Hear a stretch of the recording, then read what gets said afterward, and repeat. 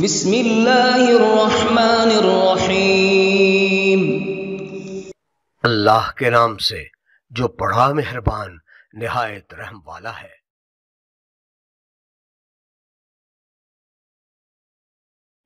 ساتھیو، اللہ رب العزت بڑے غفور الرحیم ہیں۔ وہ تو انسان کو معاف کرنے پر، رحم کرنے پر تلے بیٹھے ہیں۔ اب یہ ہماری بدنصیبی ہے، ہماری بدقسمتی ہے، ہماری بدبختی ہے کہ ہم بارگاہ رب العالمین میں نہ آئیں اور اپنے استغفار کے استغاثے کو اس کی بارگاہ میں نہ دائر کریں۔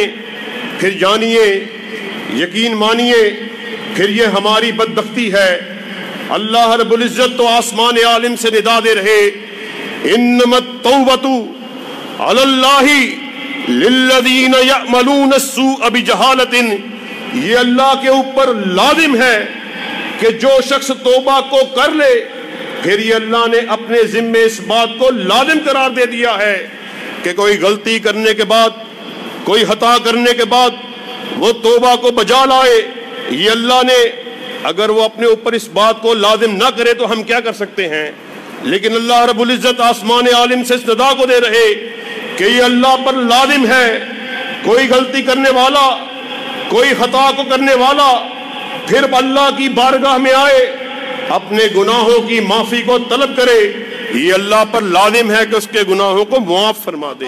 کائنات حضرت محمد الرسول اللہ صلی اللہ علیہ وسلم ارشاد فرماتے ہیں کہ رات کے وقت، یہ کوئی رمضان کی راتوں کا تذکرہ نہیں کر رہا، بلکہ ساری زندگی اللہ رب العزت کی یہ سنت ہے، آپ کا معمول ہے کہ رات کے وقت اللہ اپنے ہاتھوں کو پھیلائے رکھتے ہیں اور اعلان کرتے ہیں کہ آؤ دن میں گناہوں کو کرنے والوں، آؤ میری بارگاہ میں اپنے گناہوں کی معافی کو طلب کرو، میں تمہارے گناہوں کو معاف کرنے کے لیے تیار بیٹھا ہوا ہوں۔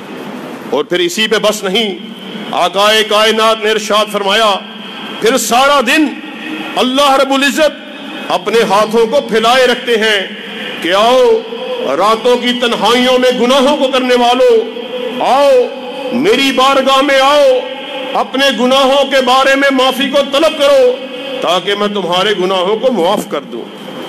حضرات، میں آپ کے سامنے آقا کائنات کے بیان کو آپ کے سامنے رکھ رہا۔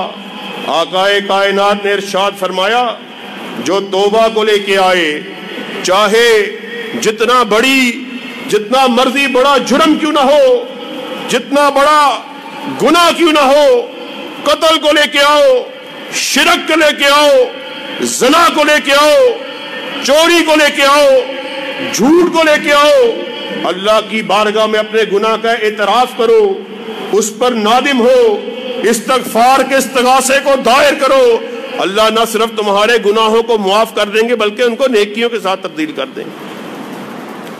اور امام بزار رحمت اللہ علیہ نے حضرت ابو طویل شطب الممدود رضی اللہ تعالیٰ عنہ کے واقعے کو نقل کیا۔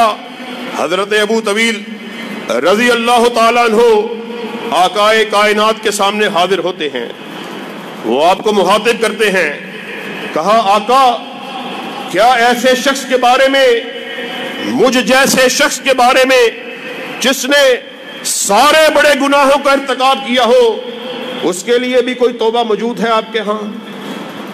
کوئی ایسا گناہ، کوئی بڑا گناہ، کوئی چھوٹا گناہ جس کا میں نے ارتکاب نہ کیا ہو، میں نے اپنی سکت میں جو گناہ بھی آیا میں نے اس کا ارتکاب کیا، آپ کی شریعت مجھ ایسے گناہگار کے بارے میں کیا کہتی ہے؟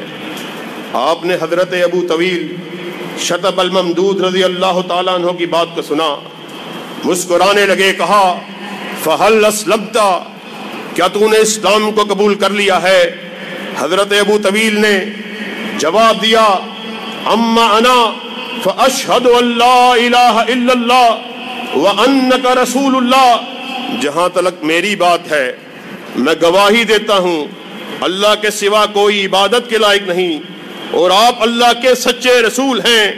آپ نے ان کے جواب کو سنا، کہا ابو طویل तफ़अलुल खैरात व तत्रुकुस सय्यिआत, नेकियों को बजा लाओ, खताओं को छोड़ दो, अल्लाह तुम्हारे गुनाहों को नेकियों से तब्दील कर देगा। हजरत अबू तवील ने कहा, आका व गदराती व फजराती, वो जो मेरी बदकारियां हैं, वो जो मेरी स्याहकारियां हैं, आप उनके बारे में तो बतलाइए। आपने कहा हाँ हाँ, तेरी बदकारियों को, तेरी स्याहकारियों को अल्लाह नेकियों में तब्दील कर देगा। और ये इसी पे बस नहीं, ये हदीस की बात ही नहीं, अल्लाह रब्बुल इज्जत कलामे मजीद से आसमान से निदा दे रहे, इल्ला मन ताबा व आमना व अमिला अमलन सालिहा फउलाइका युबद्दिलुल्लाहु सय्यातिहिम हसनात। आओ अल्लाह के सामने इस्तगफार के इस्तिगासे को दायर करो और उसके सामने गुनाहों की माफी को तलब करो।